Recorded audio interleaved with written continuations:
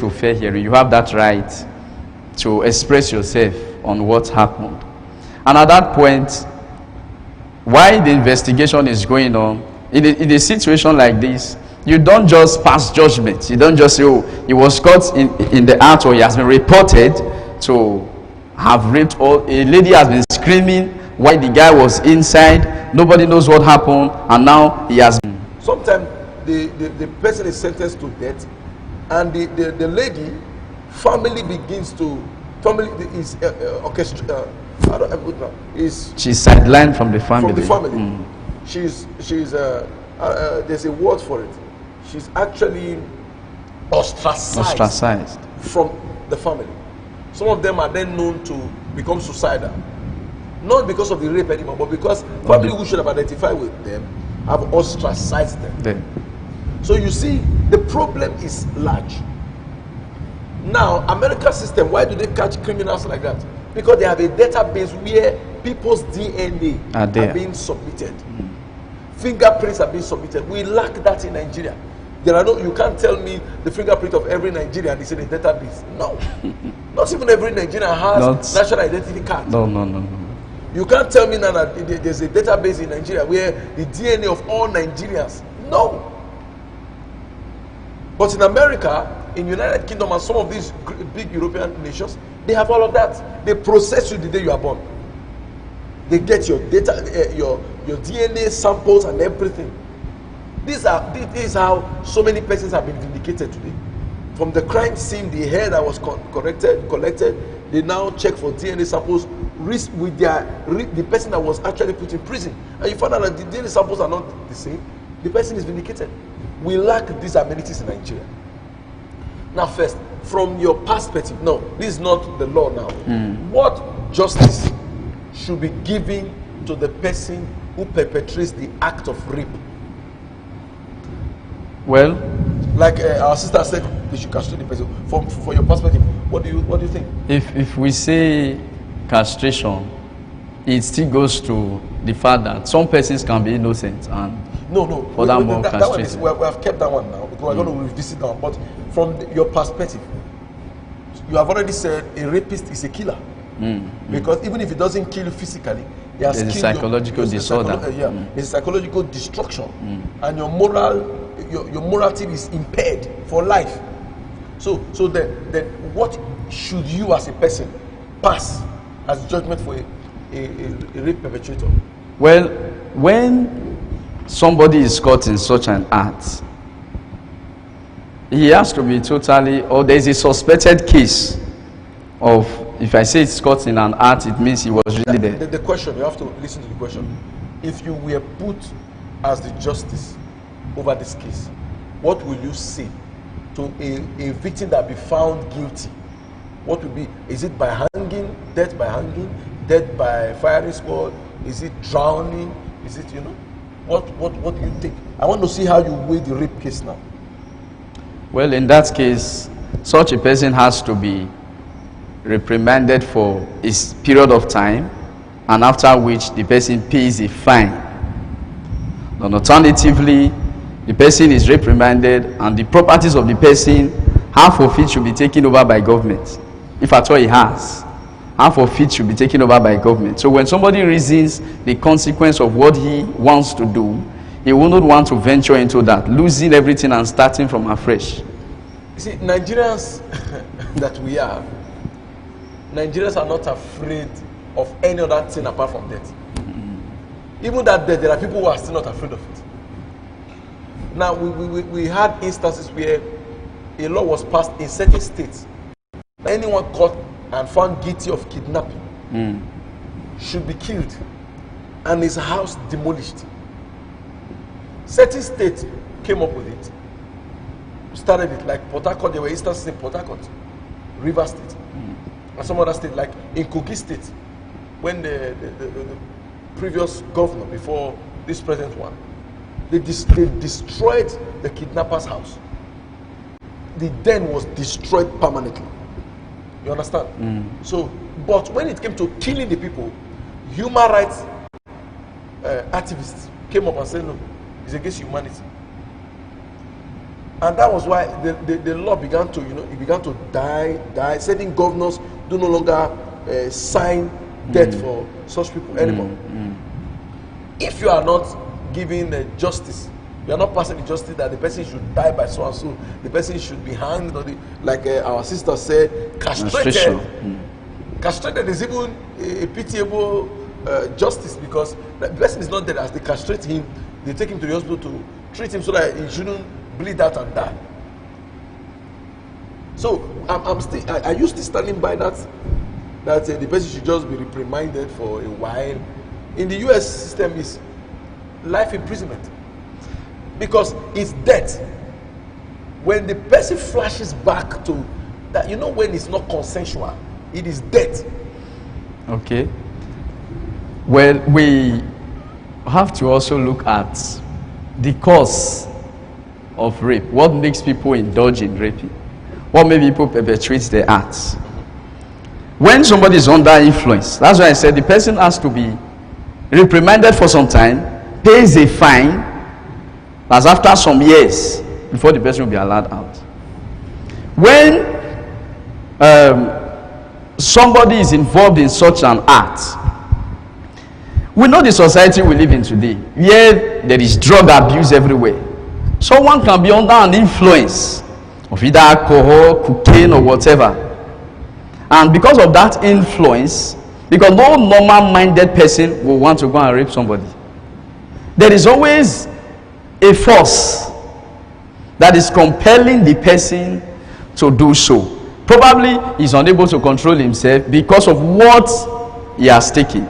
So we have to also look at what are the causes.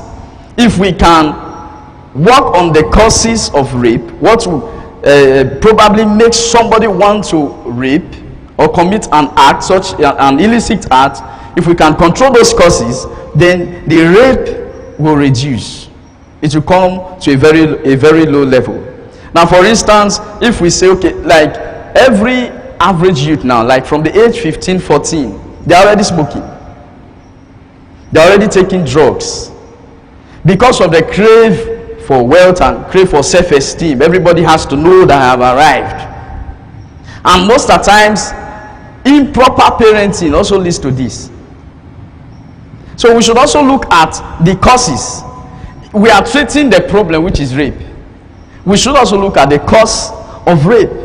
What makes people, no sane individual will do that, like I said initially. So we have to constantly check what are these things that will make people go against their will. Like alcohol, we have to restrict it. We have to put a stop to it. There are countries where at least there's a restriction in alcohol.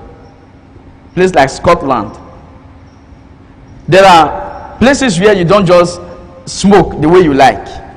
So if parents can contribute and play their part so well, because a lot of persons who are into this now, one can be single parented, and most of these single parents don't really have time for their children. They are after money. How can I even raise the child? So they end up not knowing how the child is really growing up, and the child gets mixed up with people who try to encourage him. This is the bad thing you have to do. This is what you have to do. This is what you have to do. And then the child goes off track. So I think we should also visit the causes, not just the problem, which is rape itself. Thank you very much. That was wonderful. We have opinions from our viewers outside the country and inside the country. We have viewers who are watching and they have their opinions, and most of them are already putting it down for us to read and also have their own perspective and understanding concerning this rape issue. Justice for Uwa is still why we are gathered. It's still why this platform is open this evening. Justice for Uwa, a 22-year-old that was raped and murdered and left to die in a church, at the church in Benin City, Bobahir. And investigation, like the police have rightly said, is on for the perpetrators. And my friend, the Lord Apostle Man, puts forth 1 million bounty on whoever has useful information on the perpetrators of this heinous act. Now, there is a sister here, Q-Test NGO Owens. There's a question first. It said, reprimanded. Obviously, maybe when you say reprimanded, reprimanded, he said, that's no cause. He will come out and rape again. Fine, for what? Can money buy back a soul that has been destroyed? That's one. Number two, Sister Precious again is saying, in Kaduna State, the court passed a judgment on a 65-year-old man who raped a 3-year-old girl to die by hanging. If every state government can come up with a judgment like this, then our country will be free from everyday rape story. Then she's saying again, if there is no cause for a sane man to slap a soldier on uniform, then there should be no cause for raping a minor. That was what our viewers dropped for us to read out. Now, from what they have said, there are deep truths here. Now, you take the Spirit of God out of a man, he becomes an animal. And putting them in prison will not bring the Spirit of God back to them. The first person, Q-Test NGO Owens, have said so. Putting them in prison system in Nigeria does not change. Majority of people who go to prison, they come back, become worse, having worse gangs. Because in prison, they are not given to recreational. Most prisons actually do not give into recreational opportunities. Like, as far as I know, so many persons who have gone there and come out, they become worse and later go back there. So, they are, from their perspective, your view is not, they are not even in line with your view at all. They feel you have killed or downsized the judgment for a rapist. They feel you downsized it. Now, how can a 65-year-old rape a 3-year-old? There's a trending video of a teacher that kept on molesting a young child that's not even up to 5 years. Kept on molesting her. There's a case of a lady who was a housemaid that's in Benue to a father and a child. The father and the child began to rape her till she got infested with the kind of disease and passed, died from that disease. This is an inhumane thing. Even animals don't rape. So the person who rapes is worse than an animal. And should be treated worse than an animal. That's the opinion of most of our viewers already. Justice for what? How can somebody enter into now raping somebody outside even the confines of a church? It's even wrong. Very wrong. It's terrible. Now coming into a church having disregard for the house of God. I have the question now. I can't just pass a verdict because I have my own views on this matter. If I should be asked this kind of a question, justice for those who are perpetrators of rape, if I have my view and my say should be taken by the justice system of Nigeria, should be death. Because when you rape somebody, you have killed somebody. Even if the person does not die physically, there is something that has died in that person that will never come back to life. That's from my perspective. My problem with this issue is we do not think Nigeria has the security capacity to investigate well and know if this person is killed your friend. Okay. That is my problem. That Nigeria does not have that capacity yet. Because you have to do DNA analysis and so on and so forth to be able to come to a conclusion if this person is guilty. Many persons will fall victim innocently to such judgments. They will be accused falsely with what looks like evidence and they will be killed. And never to find justice because the system is not capable to guarantee such justice or such investigation. So that's what we have to discuss now. Now you have suggested that a panel or a department should be created. that we go into these rape issues because it has to do with DNA analysis and so many other researches. Are you still going by that? You know, initially when I started, I said the offense of a rapist is not different from the offense of an armed robber, okay, who carries a gun. But viewing it from the angle of innocent persons going into it, it was on that ground I had to restructure it partially, because the best solution to it is death. But what if innocent persons are not framed up? That is it. Because when we agree to death, everybody agrees to death. And well, a guy that a lady does not like, he can frame the guy up and say, well, he raped me. If your boss is not willing to promote you, you can frame him up and say he wants to rape you or something, and get him killed. So it is on that ground. I said they have to be reprimanded and totally and thoroughly investigated. Thoroughly investigated, not just an investigation done by anybody, but they have to be thoroughly investigated to find out whether these persons are really guilty or not of the crime that has been said to have been committed. We heard of so many cases where even people has been set up. Let's say pastors, for instance. A lady wants to set a pastor up and says, okay, he's sick. Only for the man to get there is something else. The lady screams rape and everywhere is filled up. So for the fact that the man was there at all, nobody wants to hear whether the man is innocent or not. Nobody wants to hear. So it is on that ground I said they should be reprimanded and thoroughly investigated by the special department that will be trained for this purpose.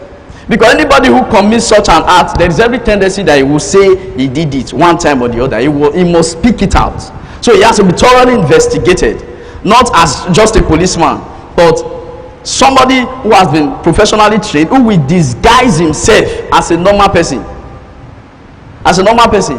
And by so doing, if you have spotted a suspect, he has to disguise himself to get information from that suspect, thinking himself and the suspect they do the same thing. Now look at it from this perspective also. You know, one of the things that limits this kind of judgments in Nigeria are human rights activism. Human rights activists, like there's a body we have in the world today that actually makes sure that certain nations that treat citizens or humans in inhumane ways are actually sanctioned. The economic crippled, and for fear of all this, the justice system cannot just pass death penalties on certain cases. Like North Korea is going through what it's going through now because of what other people see their justice system to have been. In North Korea right now, there are issues. If you have the wrong hairstyle, your children will suffer the penalty of having, there are specific hairstyles that you must carry. If you cut a different one, you are imprisoned. You will give birth and your child will still be serving your prison term for getting a wrong hairstyle. And that has made most of the sanction that they have suffered cripple their economy, and there is famine in that land today. That is that. Now, if Nigeria, that before they can get a confession from you, they will beat you till you turn your yes to no, which is inhumane treatment. There are certain people that they will hang them, the police system will hang them for a couple of hours. And you know, when you are hanged like that, you want to say yes to something just to be free. Just to be free. In the US, that's not how it is done. They have the resource for compelling evidence. Evidences that are beyond reasonable doubt. And this is not gotten from such drillings. They don't drill like that. Even terrorists that were caught and brought to the US then when Alcatraz was still open to be tried, it still came out that they were inhumanely treated and the prison was closed down. But in Nigeria, the system is not like that.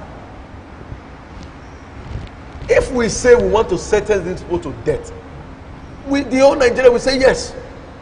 But what is the percentage, or what is the issue that will result or that will come forth when you finally discover that the person you have sentenced to death and you have killed is was an innocent person of the crime?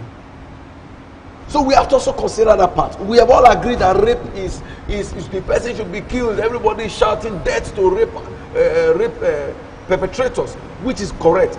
But when it is not properly investigated, like you have already suggested, then it becomes a problem. Yes. When you are beaten for 48 hours to confess what you did not do, you say you did it. So the system does not permit it yet. And so far, the perpetrators keep perpetrating it. Now let's take, for instance, I've watched this Uwas case while the commissioner of police spoke about it. They have said they have gotten 1 or 2 persons, and because of continuous investigation, they cannot just spill out what they have confessed and so on and so forth. How are we sure this person held at the right people? I get you. How are they investigating them? Are they gruesomely, beating them? Are they being tamed? There is a point you tame a human being to. It will start telling you what he did not do, and it will stand and say he did it. So you see that there's a problem already. You have suggested that a department should be set up. This will take time. There are cases on hand now. How should these cases be judged? Before that will happen, it will take time. Because there's a department in the police force called the homicide department. There are other departments like that. Rape cases are not handled by homicide. When will this infrastructure be built in the police system? When? Well, this issue has now become an issue of national response, where the country as a whole is on it already. So I don't think it will be very difficult for the federal government to put that in place if they do not want innocent citizens to be going for an offense they do not commit. It is a battle that is worth fighting for. It is a cause that is worth it. Then, since it is a cause that is worth it, they have to effortfully ensure that this department is in place to thoroughly investigate matters of rape like this. We all know that the total solution is death. Yes, we know, but we are no longer arguing the penalty for rape now. We are looking forward to how unique will cases be. How unique will the cases be? Will the punishment be for those who perpetrate this issue called rape? Like for Uwa's case, who was in church. My prayer is that they get the people who actually committed the offense. Because which I know it is very difficult to get the people who actually committed the offense. Not like there was a CCTV camera in the church. If it was there now, that would be a plus for them to be able to say, okay, let's try and trace them. Like I said before, even when they get people now, suspected persons, and they start punishing and beating them up, which is not the best way to get information from them, just because they want to be free. And that is why I suggested initially that whoever wants to investigate a rape case should not come as an investigator. He has to just disguise himself. It will look like one of them. It will just look like one of the persons who commits such a crime. And the way they discuss, and then you start hearing, oh, some time ago we were here, some time ago I saw one there, I did this, I did that. Then from there you start saying, that person, how is the person like? You see, investigation is going on, but the person being investigated is not aware that he is being investigated.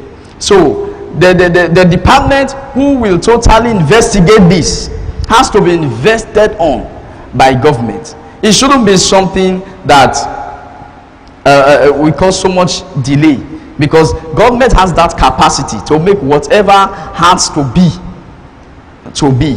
They have to focus. There are resources to make that happen, because the life of the citizen is more important. It's very important. It can happen to somebody else tomorrow, just as that now becomes a shortage. That debt is shortage to the family. I could see the father begin to lament when the governor's wife went to pay them a condolence visit. You see, the man began to cry, and the unfortunate part is that he said the daughter kept on shedding tears till she died. She kept on crying till she died, because she has gone through a lot of pain. She cannot even explain what happened to her. She doesn't even know their name. She doesn't even know anything to say about them. All we just know, at this point, I think the government has to put in more hands on deck to ensure that there's a proper way to investigate suspected rapists and let them be brought to book. Thank you very much. Yeah, thank you very much. Now the number to call for suggestions, comments and contribution is on the screen: 090 23 47 46 26.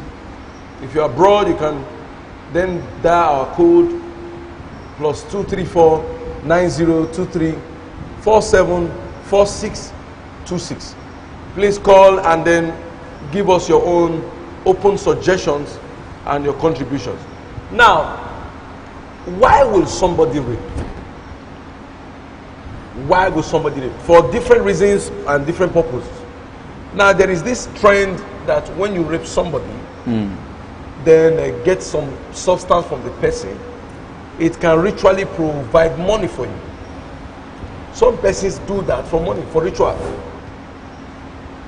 In some parts of the West, there were some group of people who were actually doing that.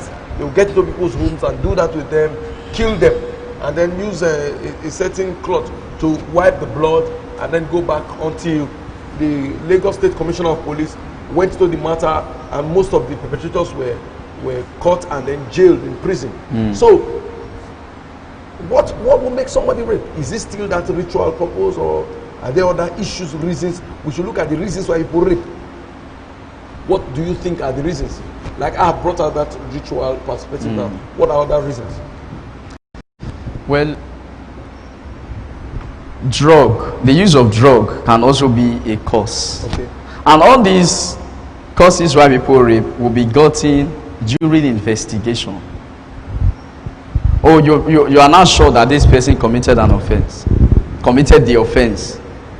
Then the next thing is to find out, why did you do something like that?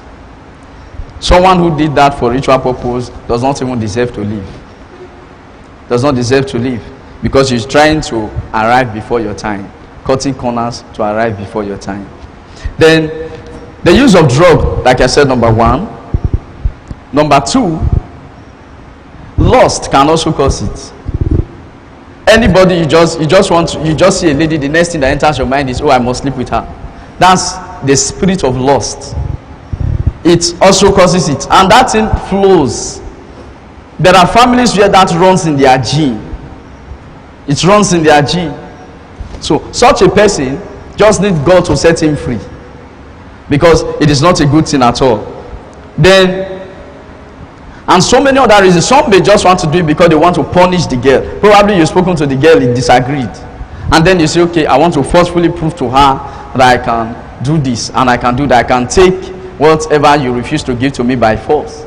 And so long there is force and the person does not agree, it becomes an offense. I really do not want to be looking out, oh, why will they do this or that majorly? But because so long the person did not agree, no consent from the person, it becomes a major offense, and that person has to be punished according to the rules and regulations that will be placed by the government that is in charge of that jurisdiction. Thank you very much. Thank you very, very much. That is wonderful.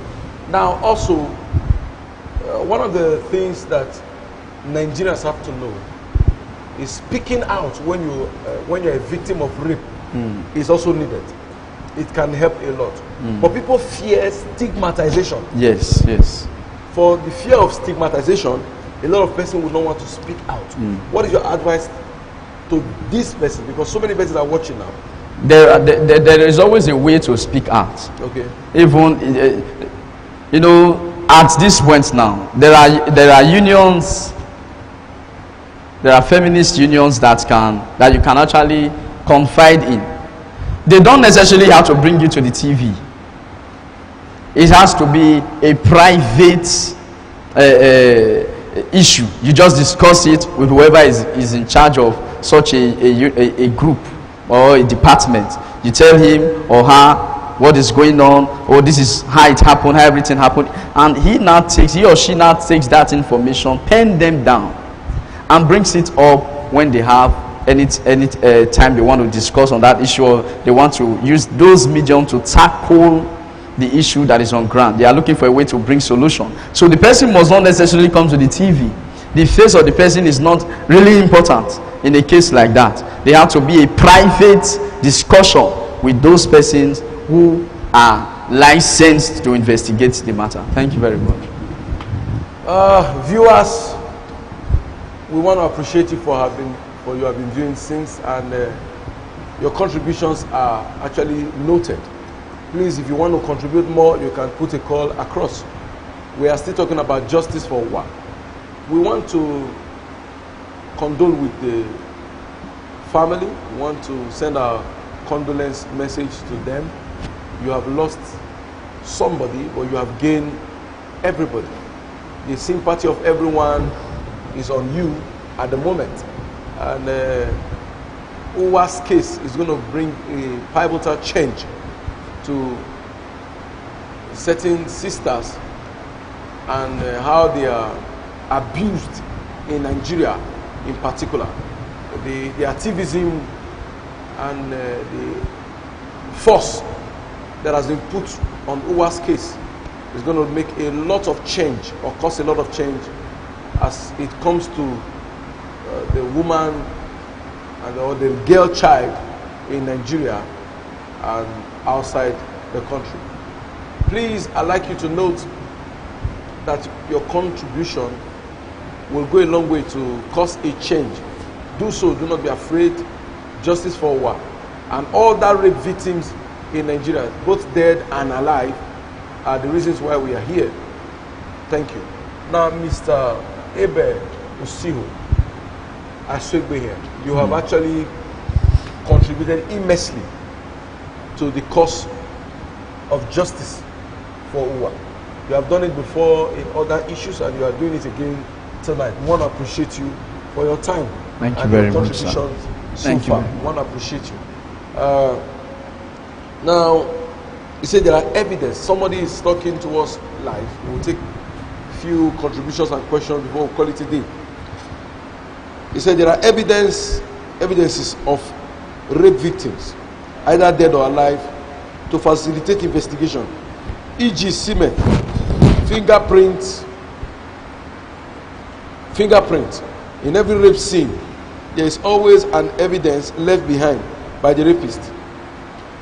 It is left for the investigator to discover those evidences. My sister, you live in abroad, but you have also lived in Nigeria. It's not like that here. You know, in Nigeria, when somebody dies, everybody goes there to carry the person. So I don't think anything is left, because everything is left. You understand my statement? Very well, very well. Not very well. anything is left, everything is left. Even the police that comes to the scene, you see their fingerprints everywhere. Now, we have to be literate in that area, and it will take time. We have to understand that everything matters where a victim has been raped or a heinous crime has been committed. Everything matters. But in the Nigerian system, when it comes to our literacy concerning these crimes, we have not been taught to adhere to this fact. That means to leave a crime scene untouched for the police to come and investigate. And sometimes when the police comes, even when citizens leave the crime scene, when the police come, the way they abuse the place, even nothing can be gotten from them. So the public has to be tutored or sensitized to that effect. Thank you. And that is what we are doing at the moment. When a crime is committed, that crime scene should be left untouched for investigators to come in and investigate and pick up what they need to, evidence they need to pick up. Thank you very much. It's the Precious from Dubai. Now, to wrap it up, what is your advice? Because when you look at it from this perspective, people dress seductively. Certain ladies dress seductively, and that makes them, that can also make them fall victim of rape. Dresses seductively and going to places where they ought not to go. When you dress seductively and you go to a club, you are a rape victim in progress. I believe the reason why this one has actually gone viral is in the church because of where it was happened committed.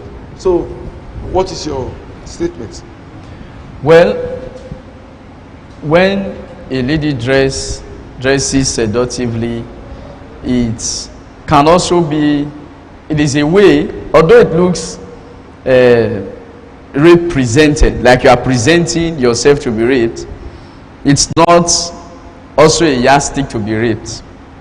It's not also a yardstick to rape such an individual. It's not also a yardstick to rape such an individual. So my advice to the general public and everyone watching is, rape is not an option to get a woman. It is never an option to get a woman. Real men do not rape. Real men don't do so. It's not an option. There are better options to follow to get a woman's attention. If she refuses, let her be. When you force yourself, it becomes a rape. So if she refuses, let her be. So it just means both of you are not joined together, so just leave her alone. And ladies also, you have to take caution. The way you dress, it matters on your own part. I've spoken about the men that is not a yardstick for you to pounce on a lady. But on the part of the women, that you have to take caution and dress the way you need to be addressed. Otherwise, so that you don't lose your address. There is a way a woman should dress. That's one of the things that is good about the Muslims. You know, the way the women dress, they cover up. You only see their face and their hands, finish. Nothing more. That's the height you see. But in our place now, you see a driver driving a car. All of a sudden, he takes his eyes off the steering and is looking another direction. Before you know what's happening, he falls in the gutter. So he has killed somebody. He has killed somebody because he is distracted. So there is a way ladies should dress. If you want to dress skimpy, do that for your husband in the house. That is not the business of people outside. You know how to do that. But for the single ladies, there is a way you should dress in order for you to be addressed properly. And thirdly, now please let me jump into you. We have a police officer online, and he has said the person who is a victim can be tracked. Okay. If he was with handset at that time committing the crime. So you see, time can be calculated. What time was this crime committed? Okay. And with the mass or the cell tower around, you can ping the phone that was in that church at that time. This is another formula for investigation in the United States of America, okay, which have also started functioning here right now. Okay. Certain people have been traced with their cell phones and so on and so forth. That is a good one. That is a good one. So Precious have a question. He said, what attracts a 65-year-old man to a 3-year-old child? My sister, that one is demonic. You know, but we are just trying to say To reduce the excess. The barest minimum. Let's modesty be looked up to by sisters in dressing. You know, sometimes what arouses a man is in the seductive dressing of an individual, of a lady. So, but then, apart from this 65-year-old, all those demonic, captivating cases, I feel dress code also is part of it. Even when it's not everything, but it's part of it. So, the 65-year-old man, I guess he was sentenced to death and he should have been killed by now. You know Kaduna and their issue. The inspector has also brought his own, and we actually go with that one. Yes, that's a good one. If the person's location is not turned off. Okay. Thank you, Inspector the talent. Thank you very much. So now there is this case, racial profiling in the US, of one lawyer that was killed. Yes. Shouting, I can't breathe. Died of suffocation. Died of, okay.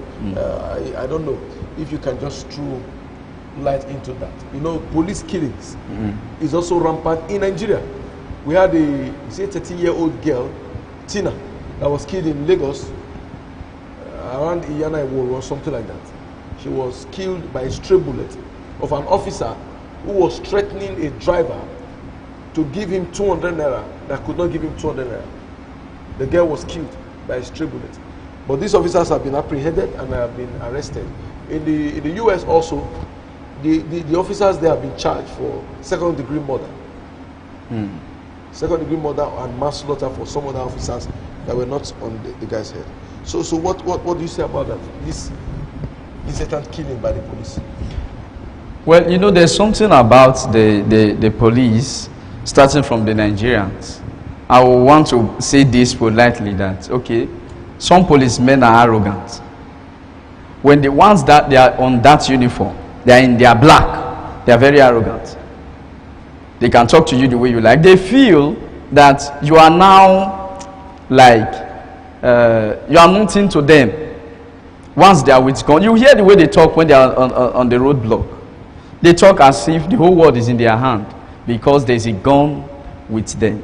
But the truth is that the life of a policeman is as important just as the life of the person the policeman is talking to on the way is also important. As a matter of fact, the policeman was trained to protect the citizen. This embarrassment, harassment that is uncalled for has to be checked. I do not want to agree to the fact that there is something called accidental discharge. You have been trained to use a gun. You have been trained to use a gun. So there is nothing like an accidental discharge. When you say accidental discharge, you have killed somebody. So whether you call it accidental discharge or whatever, the gun is in your possession and you have used it wrongly. So people who are in that area, they have to please check their ways. The police actually, despite the fact that there are some hiccups, they are trying. Because if the police goes on strikes, for instance, now for just 24 hours, only God knows what will happen. But they are trying. And then we have in Kogi, armed robbers entering a police station, killing the DPO and some other officers, about 5 other officers, making them 6. Yes. Or 8. I can't remember how many, but I know it was in the news yesterday. I got it. Before going to rob a bank or something like that. Now the police are our friends. They enforce the law of the land. They enforce the law of the country. The truth of the matter is that we still have good, decent policemen. Very well. We still have policemen who perform their duty in line with the law. They are very, very good at that. But still, there are bad eggs that spoil the good name of the police force. We pray God help them to fish out those bad eggs, and at the end of it all, God will give them a conscience to actually enforce the law they were empowered to enforce. Thank you very much. Now, we want to both come to a conclusion by saying justice must be served for every rape perpetrator. Very well. Justice must be served, because you have killed the person morally, you have killed the person psychologically, and you have taken someone's life. You have impaired someone's destiny for just that 5 minutes pleasure. You have ruined somebody's life. Please, I beg you, if you have the mind to commit rape, desist from it. Let counseling areas be opened by the government to counsel people who are prone to that act.